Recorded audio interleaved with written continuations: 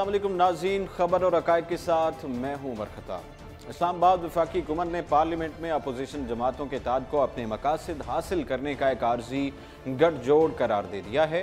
हुकूमत की जानिब से ऐलान किया गया है कि अपोजिशन जमातों के आर्जी इत्तेहाद के बावजूद एहतसाब का अमल जारी रखा जाएगा। मीडिया नुमाइंदों से बात करते हुए कायद ऐवान और तहरीक इंसाफ के रहनुमा शिबली फराज का कहना था कि पूरे पाकिस्तान को इल्म है कि ये जमातें करप्शन के खिलाफ जारी अमल को रोकने के लिए इकट्ठी हुई हैं।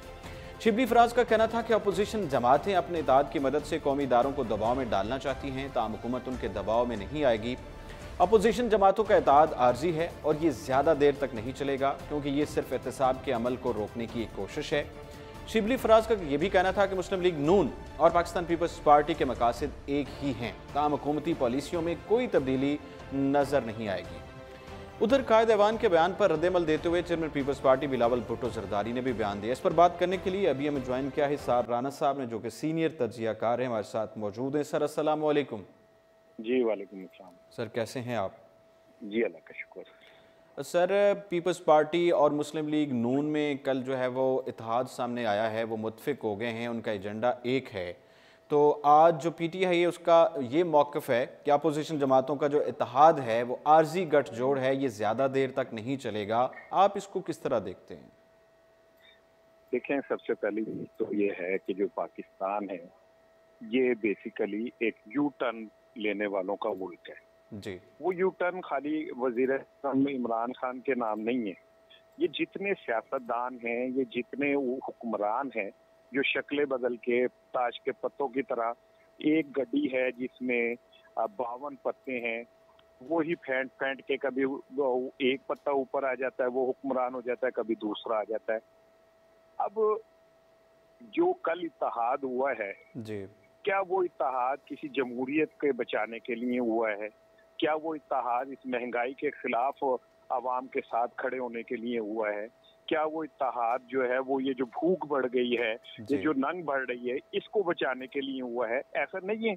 ये इत्तेहाद सिर्फ और सिर्फ हुआ है अपनी खाल बचाने के लिए, ठीक है, अपने पैसे बचाने के लिए, अपनी लूटी हुई दौलत बचाने के लिए।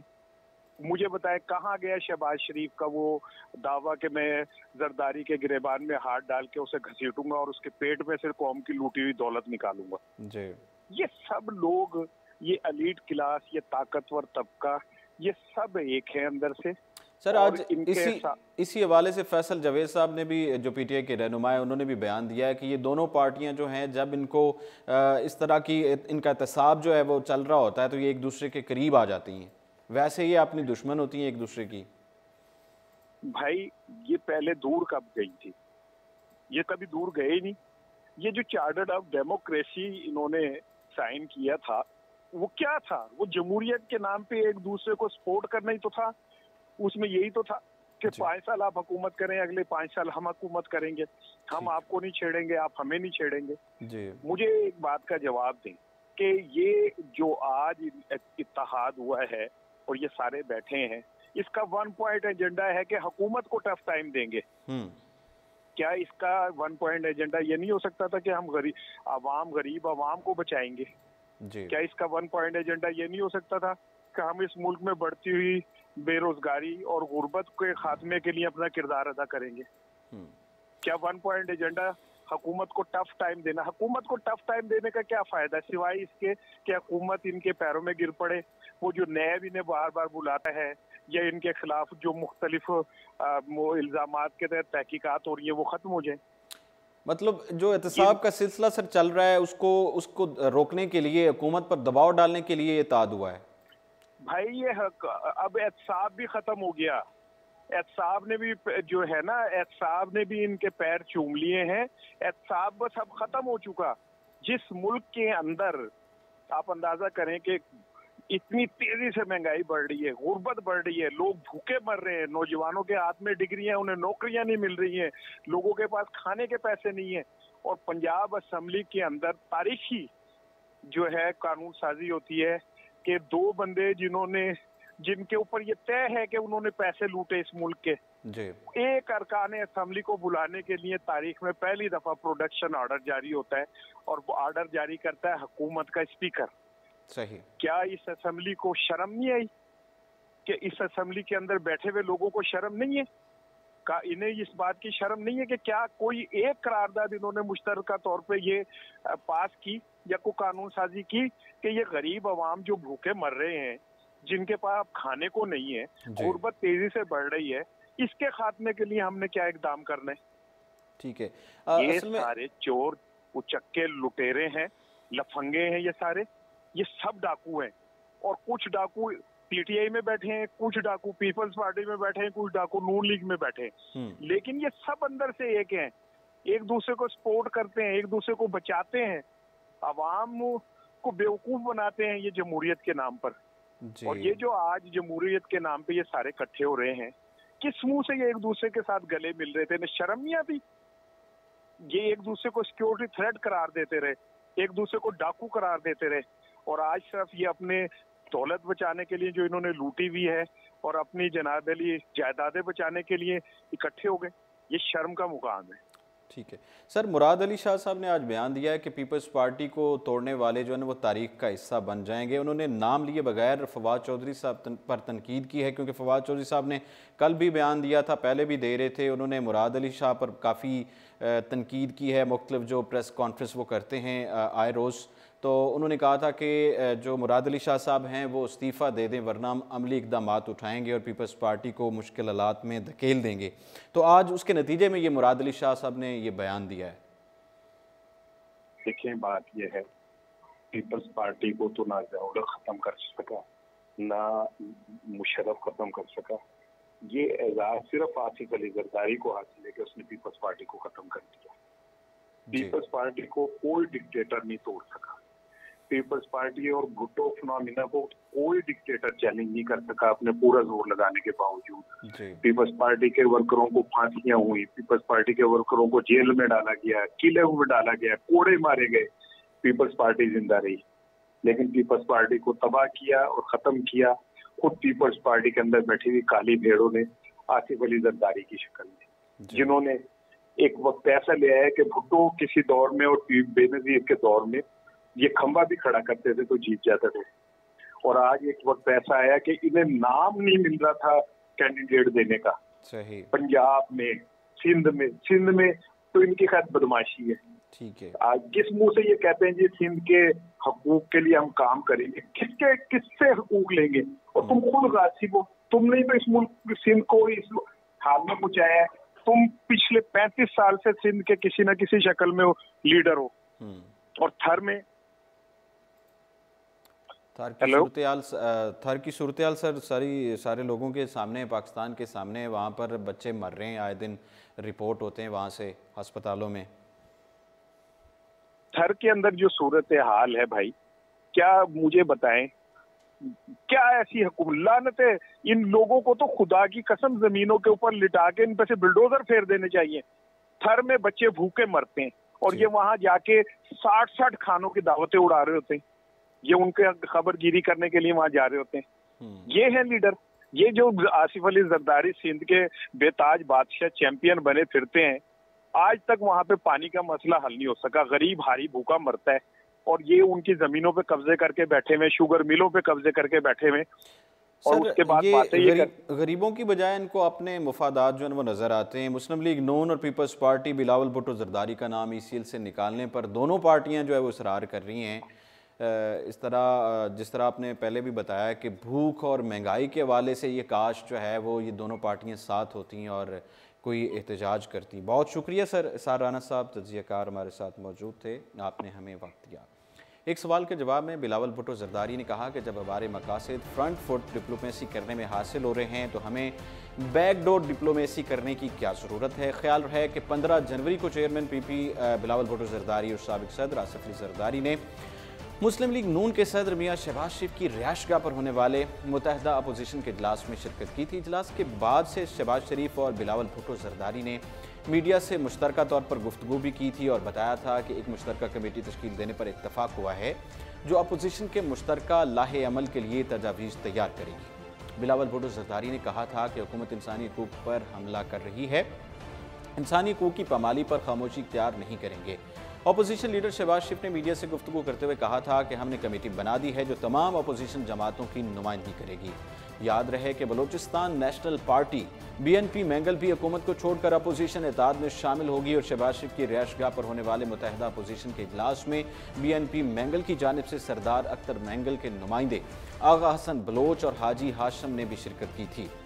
हुकूमत ने ECL पर नाम डालने में जल्दबाजी की थी, ऐसा बयान दिया है शाह महमूद कुरैशी जो कि वज़ीर ख़ारजा हैं, PTI रहनुमा हैं। उन्होंने कहा कि हुकूमत ने जाली अकाउंट्स केस की मुश्तरका तहकीकाती रिपोर्ट GIT में नामजद 172 अफराद के नाम एग्जिट कंट्रोल लिस्ट ECL पर डालने में जल्दबाजी से काम लिया। कौमी असम्बली के इजलास में शाह महमूद कुरैशी ने पाकिस्तान पीपल्स पार्टी की जानिब से सुप्रीम कोर्ट के हुक्म के मुताबिक ECL से वज़रा के नाम निकालने में हुकूमत की नाकामी पर रद्द-ए-अमल ज़ाहिर किया कि हमने ECL पर नाम डालने में जल्दबाजी दिखाई है। हुकूमत कोई भी चीज़ अब जल्दबाजी में नहीं करना चाहती है। इजलास में पाकिस्तान पीपल्स पार्टी ने हुकूमत की जानिब से Peoples Party chairman Bilawal Bhutto Zardari, शरीक चेयरमैन आसिफ अली जरदारी और वज़ीर आला सिंध मुराद अली शाह का नाम सुप्रीम कोर्ट के हुकूमत के बावजूद ECL से हटाने में ताख़ीर पर एहतजाज किया गया। PP रहनुमा शाजिया मरी ने इजलास में पूछा कि यह हुकूमत आखिर कब तक तौहीन अदालत करेगी, जबकि अदालत ने तो फैसला कर दिया था कि उनके नाम निकाले जाएं। तो इस पर शाह महमूद कुरैशी ने अपोजिशन जमात को मुतमिन करने की कोशिश में कहा कि वफाकी कबीना के इजलास में मज़कूरा मामले पर बातचीत की गई थी, जिसमें हुकूमत ने तफसीली फैसला आने तक इंतजार करने का सोचा था। वज़ीर ख़ारजा के मुताबिक सुप्रीम कोर्ट ने हुकूमत को ECL से फौरी तौर पर फहरिस्त से नाम हटाने का नहीं बल्कि ECL में शामिल नामों पर नज़रसानी का हुक्म दिया था। उन्होंने इस बात पर जोर दिया था कि हुकूमत ने ECL से नाम हटाने से इनकार नहीं किया बल्कि सिर्फ वक्त मांगा है। पाकिस्तान पीपल्स पार्टी के रुकन कौमी असम्बली नवीद कमर का कहना था कि क्या हुकूमत चीफ जस्टिस साकिब निसार की मुद्दत मुकम्मल होने का इंतजार कर रही है। ख्याल रहे कि चीफ जस्टिस पाकिस्तान मियां साकिब निसार जो वफाकी तहकीकाती इदारे FIA की जानिब से जाली बैंक अकाउंट्स में मनी लॉन्ड्रिंग की तहकीकात में ताख़ीर से मुताल्लिक आज खुद नोटिस केस की समाअत कर रहे हैं, वो 17 जनवरी को रिटायर्ड हो जाएंगे। वज़ीर ख़ारजा ने नवीद कमर को इस बात की यकीन दहानी करवाई कि हुकूमत चीफ जस्टिस और उनके अहकामात को बहुत एहतराम करती है, जिन पर उनकी रिटायरमेंट के बाद भी अमल दरामद किया जाएगा। पीपल्स पार्टी रहनुमाओं ने इल्ज़ाम आयद किया कि हुकूमत ECL को सियासी इंतकाम के आला-ए-कार के तौर पर इस्तेमाल कर रही है और नवीद कमर ने यह दावा किया कि पाकिस्तान तहरीक इंसाफ PTI के अरकान के नाम 24 घंटे में ECL से निकाल दिए जाते हैं। उन्होंने मज़ीद कहा कि PTI रहनुमा लियाकत जतोई का नाम भी ECL में डाला गया था, तहाँ वो बैरून मुल्क सफ़र कर रहे थे। और पीपल्स पार्टी रहनुमाओं ने नवीद कमर और यूसुफ तालपुर ने मज़कूरा मामले पर इज़हार ख्याल के अटॉर्नी जनरल को पार्लियामेंट में तलब किए जाने का भी मुतालबा किया। वज़ीर ख़ारजा ने अपोजिशन को इस मामले पर सब्र से काम लेने पर जोर दिया। बिलावल भुट्टो का नाम फ़ौरन निकालना चाहिए था, ऐसा शाहिद खाकान अब्बासी ने भी कह दिया। पाकिस्तान मुस्लिम लीग नून के रहनुमा शाहिद खाकान अब्बासी ने भी पीपल्स पार्टी की हिमायत की। उनका कहना था कि अगर नून लीग ये समझती है कि हुकूमत की जानिब से बिलावल का जो नाम है ECL में डालने का मकसद जमहूरियत की खिदमत करना है तो हम इस इक़दाम की हिमायत करते हैं। साबिक़ वज़ीर आज़म ने यह कहा कि बिलावल कभी हुकूमत में नहीं रहे, हुकूमत को तहरीरी अहकामात का इंतज़ार किए बगैर उनका नाम ECL से निकालना चाहिए। ख्याल रहे कि गुज़श्ता हफ्ते चीफ जस्टिस पाकिस्तान मियां साकिब निसार ने वफाकी कबीना को वज़ीर आला सिंध, मौजूदा वज़रा, साबिक़ सदर, वज़रा और दीगर सियासतदानों के नाम ECL में डालने के फैसले पर नज़रसानी करने का हुक्म सुनाया था, जिस पर वफाकी वज़ीर इत्तलात ने बताया था कि वफाकी कबीना ने सुप्रीम कोर्ट के अहकामात के मुताबिक एग्जिट कंट्रोल लिस्ट ECL में शामिल 172 अफराद का मामला नज़रसानी के लिए कमेटी को भेजने का फैसला किया है। इसके बाद 11 जनवरी को फवाद चौधरी ने वफाकी कबीना के इजलास के बाद प्रेस ब्रीफिंग में बताया था कि वज़ारत कानून ने यह बताया है कि जाली अकाउंट्स केस से मुतालिक सुप्रीम कोर्ट की जानिब से तहरीरी फैसला मौसूल नहीं हुआ। हमें जैसे ही फैसला मौसूल होगा फिर उसके मुताबिक मामला देखेंगे, जबकि फैसले के खिलाफ नज़रसानी अपील भी कर सकते हैं। रुख करते हैं जिना अस्पताल के हवाले से सुप्रीम कोर्ट का। जिना अस्पताल का इंतज़ाम वफाक के पास रखने का हुक्म जारी किया गया है। सुप्रीम कोर्ट में सिंध हुकूमत की दरख्वास्त को मुस्तरद किया गया है। इस्लामाबाद सुप्रीम कोर्ट ने 18वीं तरमीम से मुताल्लिक सिंध हुकूमत की दरख्वास्त मुस्तरद करते हुए जिना अस्पताल कराची का जो कंट्रोल है वो वफाकी हुकूमत के पास ही रखने का हुक्म सुनाया है। चीफ जस्टिस मियां साकिब निसार की सरबराही में सुप्रीम कोर्ट के 3 रुकनी खसूसी बेंच ने 18वीं तरमीम के तहत सूबों को इख्तियारात की मुंतकली से मुताल्लिक इसकी समाअत में मुख्तसर हुक्मनामा चीफ जस्टिस ने पढ़कर सुनाया, जबकि फैसले की वजूहात सुप्रीम कोर्ट की जानिब से जारी करदा तफसीली फैसले में फराहम की जाएंगी। वाज़ेह है कि सिंध हुकूमत ने अदालत में 18वीं तरमीम के हवाले से सूबाई इख्तियारात से मुतल्लिक दरख्वास्त दायर कर रखी थी। इस सिलसिले में होने वाली गुज़श्ता समाअत में चीफ जस्टिस ने रिमार्क्स दिए थे कि वो दुनिया भर में आइन में तरमीम करने से पहले बहस होती है जो आइन की तस्दीक के लिए अहम होती है, लेकिन पार्लियामेंट में 18वीं तरमीम पर बहस नहीं हुई। इस मौके पर रज़ा रवानी ने कहा था कि ये दुरुस्त है, 18वीं तरमीम पर पार्लियामेंट में सैर हासिल बहस नहीं हुई, ताहम तरमीम का मसवदा बनाने में 9 माह लगे थे। समाअत में जस्टिस एजाजुल अहसन का कहना था कि ये फ़र्ज़ कर लिया गया कि चूँकि सेहत सूबों को मुंतकिल हो गई है, इसलिए तमाम इदारे भी मुंतकिल हो गए हैं। वकील फारूक एच नाइक ने कहा कि 18वीं तरमीम के जरिए सेहत की वजारत खत्म हो गई थी, जबकि एडवोकेट जनरल सिंध ने अदालत को आगाह किया कि सिंध हाई कोर्ट ने अस्पतालों की मुंतकली को गैर कानूनी करार देते हुए जिन अस्पताल को वफाक के तहत काम जारी रखने का हुक्म दिया था। चीफ जस्टिस साकिब निसार ने रिमार्क्स दिए थे कि इमारत सूबे में होने का मतलब नहीं कि सूबों को मुंतकिल हो जाएगी, कानून साजी के लिए पार्लियामान सुप्रीम इदारा है। उनका मजीद कहना था कि दुनिया भर में आइनी तरमीम से पहले बहस होती है क्योंकि वो आइन की तशरीह के लिए अहम होती है। चीफ जस्टिस ने मजीद रिमार्क्स दिए थे कि वफाक पर सूबों या शहर में अस्पताल बनाने और सहूलियात की फरामी पर पाबंदी नहीं है। सूबे अगर लोगों की तिबी सहूलियात ना दे सकें तो वफाकी हुकूमत अस्पताल तामीर करे। ये कैसे हो सकता है कि वफाकी हुकूमत अस्पताल बनाकर तबाह बर्बाद करने के लिए सूबे के हवाले कर दे। बात करते हैं हमजा शहबाज के हवाले से। अदालत ने हमजा शहबाज को बैरून मुल्क सफ़र की इजाज़त दे दी है। लाहौर हाई कोर्ट ने पंजाब असम्बली में अपोजिशन लीडर और मुस्लिम लीग नून के अहम रहनुमा हमजा शहबाज को 10 रोज़ के लिए बैरून मुल्क सफ़र करने की बिलाखिर इजाज़त दे दी है। अदालत आलिया में जस्टिस मोहम्मद फ़ारूक अरफान ने हमजा शहबाज की जानिब से अपना नाम एग्जिट कंट्रोल लिस्ट ECL से निकालने के खिलाफ दरख्वास्त पर समाअत की। दरख्वास्त में हमजा शहबाज ने वजारत दाखिला, इमिग्रेशन हुकाम और कौमी तसाब ब्यूरो नैब को फरीक बनाया था। हमजा शहबाज ने अपनी दरख्वास्त में मौक़िफ़ इख्तियार किया था कि उन्हें हुकाम की जानिब से उनका नाम ब्लैक लिस्ट में शामिल करने से मुताल्लिक नहीं बताया गया था। उन्होंने अदालत को ये आगाह किया था कि जब वो 17 नवंबर को बरतानिया जाने के लिए एयरपोर्ट पहुंचे थे तो उन्हें मालूम हुआ कि उनका नाम ब्लैक लिस्ट में शामिल है, जिसकी वजह से वो बैरून मुल्क सफ़र नहीं कर सकते। हमजा शहबाज ने मौक़िफ़ इख्तियार किया कि उन्होंने नाम ब्लैक लिस्ट में शामिल होने पर वजाहत के लिए मुतल्लिका हुकाम को मुतअद्दिद मरतबा खतूत लिखे, लेकिन कोई जवाब मौसूल नहीं हुआ। उन्होंने अपनी दरख्वास्त में इम्कान जाहिर किया कि नैब में जारी इंक्वायरी की वजह से उनका नाम ECL में शामिल किया गया है। दरख्वास्त में लीगी रहनुमा ने कहा कि मैं नैब की इंक्वायरी में बाकायदगी से पेश होता रहा हूँ। वजारत दाखिला को बिला जवाज़ किसी भी पाकिस्तानी का नाम ECL में शामिल करने का इख्तियार हासिल नहीं है। हमजा शहबाज ने अदालत से इस्तदा की कि आईन पाकिस्तान के तहत आज़ादाना नकलो हरकत हर शहरी का बुनियादी हक है, लिहाजा मौजूद अदालत बिला जवाज़ डाला गया नाम ECL से निकालने का हुक्म सुनाया। हमजा शहबाज की दरख्वास्त पर अदालत ने वफाकी वज़ारत दाखिला को नोटिस जारी करते हुए जवाब तलब कर लिया था।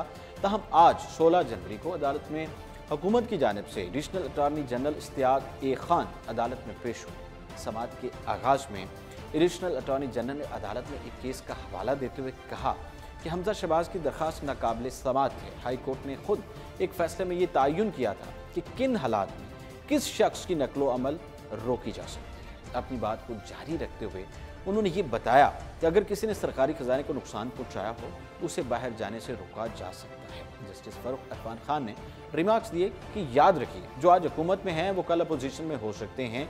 हम इस मुल्क को बनाना रिपब्लिक नहीं बनेंगे। एडिशनल अटॉर्नी जनरल ने अदालत को बताया कि हमजा शहबाज 21 करोड़ 50 लाख रुपए के गबन में मुलव्विस हैं, इसलिए हमजा शहबाज बैरून मुल्क फरार होना चाहते हैं।